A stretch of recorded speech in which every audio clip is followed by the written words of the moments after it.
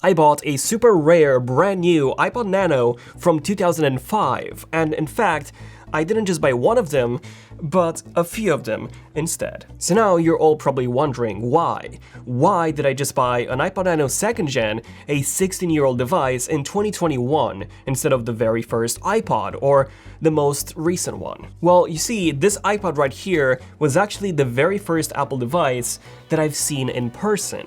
Not only that, but this was the device that actually sparked my interest for Apple. And as you all know, Apple has been a big part of the Zone of Tech history, as most of our videos over the past 9 years have been about Apple products. Therefore, it is pretty safe to say that if this product hadn't existed, there's a good chance that I might not have started Zone of Tech to begin with. Okay, so without any further ado, here's what makes this iPod so special, not just for me, but also for the entire world. The year was 2006. I was a 13-year-old geek that got a chance to travel to France with his mother. Now, I have been to France before, but the last time was back in 1999 when I was 6 years old. This time, I was old enough to remember pretty much everything. I was aware of Apple back then, but I've never actually seen any of their products in real life. And that was because in Romania, especially at that time, no one actually had Apple products, and most people were clueless in terms of them. And just to give you guys an idea of how severe this was, back at that time, instead of people asking you what computer you had, Mac or PC, in Romania they would ask you what version of Windows you had. Not only that, but the word iPod was something that very few had even heard of, and those who had heard of it were mostly ones who got to travel to the US. Yeah, 34 years of communism does indeed do that to you. But anyway, I traveled to France, and in one of the tech stores that I went to, I saw them. The 2nd Gen iPod Nanos just standing there in their docks, and they look absolutely stunning. Keep in mind that this was the MP3 player that I was used to seeing in Romania, and I was just there seeing something that looked like it came from another planet. Those super vibrant colors and the fact that they would hold up to 2,000 songs and had a color display with the ability to view photos, play games, left me speechless. So of course I asked my mom to get me one, to which she said no, because they were really expensive. At least for the Romanian salary that my mom had, they were just unaffordable. So we traveled back home, and from that point on, I became obsessed with Apple. From that moment, I started browsing their website obsessively, wanting to learn everything I could about their products. I started watching all of their launch events, and fun fact, to this day, 15 years later, I haven't missed a single one. In 2007, about a year after my trip to France, the iPod Nano 3rd generation was introduced. And unlike the 2nd gen, this one did actually launch in Romania through third-party retailers. I finally managed to convince my mom to get me one, which ended up being this 4GB silver model, as we couldn't afford the colored ones, which I desperately wanted. But there you go, this was actually the one, so this is not a replacement, this is the one. This was my very first Apple product that I actually got. So what I'm saying is that essentially I never had a 2nd gen iPod Nano, as after the 3rd gen, I moved to the iPhone 3G, and I've only used iPhones since. So now, 15 years later, I want to unbox and give you guys my first impressions, alongside a brief history of what made this 2nd gen iPod Nano so impressive. Let's take a look at the box first. So we have the iPod Nano. On the front, we have the iPod Nano branding. Unfortunately, the text didn't actually match the color of the iPod back then. They only changed that later on. Now, I should probably mention, this is actually not a sealed unit, so the seal was open, but the device is brand new, so this was actually never used, not even the accessories or anything. It's just that the seal was open before. But other than that, this is basically mint condition. Okay, so let me just remove the seal. 4GB, 1,000 songs, PC plus Mac. Okay, let me just lift up the lid. Absolutely loved these boxes, by the way, these colored, well, transparent boxes. As you could see the color of the iPod through the box, it was so cool. And there we go, you just lift the iPod itself. Let me just put this to the side for just 1 second. I'm actually gonna use the iFixit toolkit just to be super careful with this, but there you go. The first thing that you have here is designed by Apple in California. And then we have the accessories of the iPod Nano. iTunes plus Quick Start Guide. Oh, we even have the Apple stickers. This is crazy. So let's take a look at this. crazy that even back then in 2006, Apple's manuals were so simplistic, yet, you know, so clear. And there you go, how to play a song. They even told you the buttons, what they did. Yeah, it's pretty cool, man. I don't know. Just the idea that they haven't changed that much in terms of simplicity. We get the Apple stickers, then we get the warranty and safety guide, and that was pretty much it. Nothing else inside the box. Oh, meant to say that nothing else in terms of the manual. We do have some stuff left in the box. So let's see, what do we have here? So we have the iPod dock. If you guys remember this was a dock adapter. So if you had one of the iPod's accessories for the original iPod, then you had to use one of these docks to easily connect it. Then we have the headphones. Oh my God, these are the... Do you guys remember these? These were the very first Apple headphones. These were so bad. I had these on my iPhone 3G and the 3GS, but yeah, they were pretty bad. And let's see, the final thing is the cable itself, which I believe this is one of those, there you go, one of those OG cables with the Apple logo. This was so cool.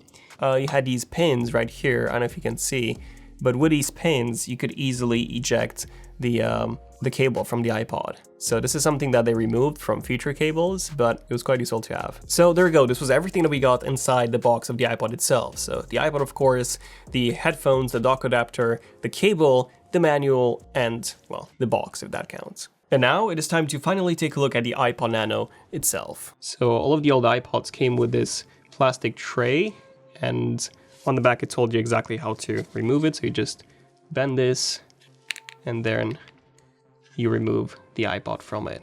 There you go. The second gen 2006 iPod Nano. This is crazy, and it's pretty insane that this thing is in absolute mint condition. Yeah, like take a look at how beautiful this device was. It's absolutely insane. So you had a fairly small display, and then you had the, you know, the magical click wheel, which was capacitive, so you could just use your touch to control it. Okay, so you're all probably wondering, does it still work? Well, let's have a look. So I'm just going to connect it to my Mac. Obviously it doesn't have any battery left. It's been, you know, 15 years, so quite some time. So let's see, I think it might take, oh no, we have a live sign. We have the Apple logo, which is good. That was quick, wow. And there we go, it still works. So I don't know if you can see this, but my Mac still detects it, iPod. So I'm just gonna sing some music and yeah, just try it out. Again, it's pretty insane that a 15-year-old iPod still works. So I'm gonna try it after I'm syncing it, but I'm pretty sure that the battery won't hold a charge because it hasn't been used in this amount of time. So that means that when I'm gonna disconnect the cable, it's very likely that the iPod itself will just die. And guess what? The music is now synced and it actually works. So I don't know if you can hear the click wheel noise. That was so good, right? And now I can go into music and I can play a song and you can see the album artwork. And if you press on the click wheel once, then you can just skip to a different portion of the song. You can adjust the volume just like that. So easy. You scrolled quicker on this, it would actually move through the songs way faster. So you could adjust it at your will, which was really cool. Let's see what else do we have here. So we don't have any photos, unfortunately, but you can transfer photos too. We have clock, we have games. This was a classic game. Music Quick, Parachutes. Then we have Solitaire, Contacts, Calendar, Notes, Stopwatch. So you actually had to transfer these directly from your Mac. But it was pretty cool that you could also do all of those things on this super tiny device. And just to give you guys an idea of how small the iPod was, this is the iPhone 12 Pro, not the Max, this is the iPhone 12 Pro. And you can tell how small the iPod Nano was. So for listening to music, this thing was amazing. Yeah, like it just didn't take up any space. It was pretty much weightless. It was so good.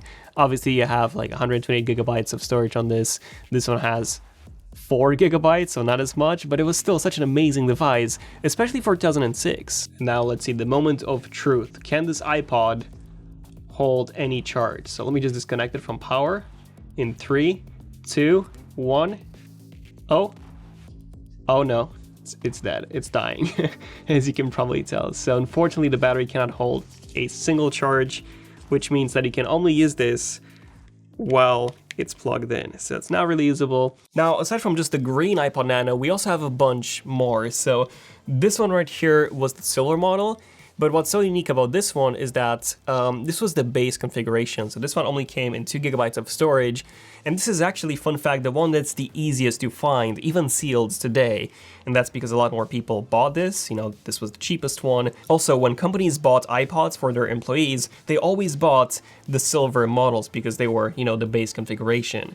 And again, this is why you actually have a pretty good chance of finding these sealed and in really, really good condition, whereas with the colored ones, these ones were much, much more difficult to find because not a lot of people bought these and companies didn't buy these at all. So sealed are pretty much impossible to find close to. And the silver one, just like the green one, pretty much brand new, same as the green one, it unfortunately does not hold a charge, so I cannot really use any of these as my daily iPod. Now I have another Nano right here. This is the blue one.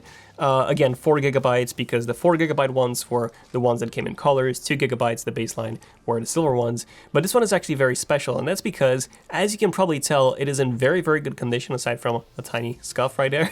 But the reason why this is so special is because it actually holds a charge. This one is fully usable, and I was actually using this I used it for about 4 hours of continuous music playback, and you know, it was usable. Like, I didn't have any issues with this. Yeah, aside from that scuff, this one is pretty awesome. And finally, we have the last one, which this one is by far my favorite. This is the black one. And you remember when I said that this came in 2 GB of storage and then the colored ones came in 4 GB? Well, guess what? The black one actually came in 8. So this was the only one that came in 8. If you wanted 8 GB, you had to get the black model. And this one, as you can tell, this one is also in mint condition. Like, there's a tiny scuff right there, but I mean, aside from that, this is pretty much pristine. This one also holds the charge perfectly, so this is actually the one that I'm going to use. 2nd Gen Nano holds a charge perfectly, and it's also 8 GB of storage, which is pretty good because it means that I can store more music on it. So there you go. This was why the iPod Nano 2nd Gen was such a special device to me, because it was the first Apple product that I've seen in person and the product that sparked my interest for Apple. But what about, you know, the rest of the world? Why was this iPod Nano so special for everyone else? Well, for starters, this was Apple's very first product that used this transparent case that you're all very familiar with. It was also Apple's first aluminum iPod Nano and Apple's second aluminum iPod after the iPod Mini. And what made it even more special was the fact that it had the same size as the original iPod Nano from a year before. There we go. I have a mint 1st Gen iPod Nano. Which is actually working too. This one can hold the charge, which is pretty cool. Plus, iPod socks. Who remembers these? So I do have a box of them right here. As you can probably tell, they're not new. They have been used, but these are also quite difficult to find. And there you go. They came in multiple colors. And this is a newer variant. So this was the one that came out when the 4th Gen iPod Nano came out. So this is why they have some different colors here. For example, if I pick the green one, this actually matches the 4th Gen, not the 2nd Gen green, but you know, you get the idea. This will protect your iPod Nano, and same goes for the blue one.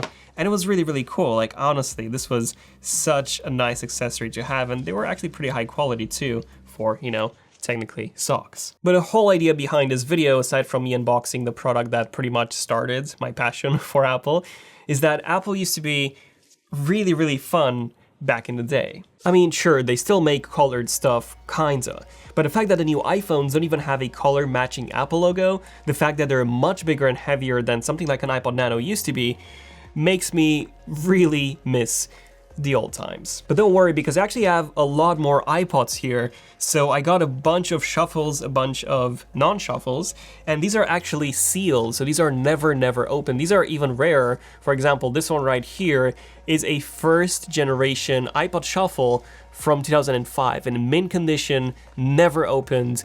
This one is extremely rare. So if you want to see even more super rare vintage Apple products being unboxed, then please subscribe for more videos like this one in the future, and give this a like if you enjoyed it to let us know. This has been Zen of Tech. I'm Daniel, and I'll see you guys in the next one. Zen of Tech, signing out.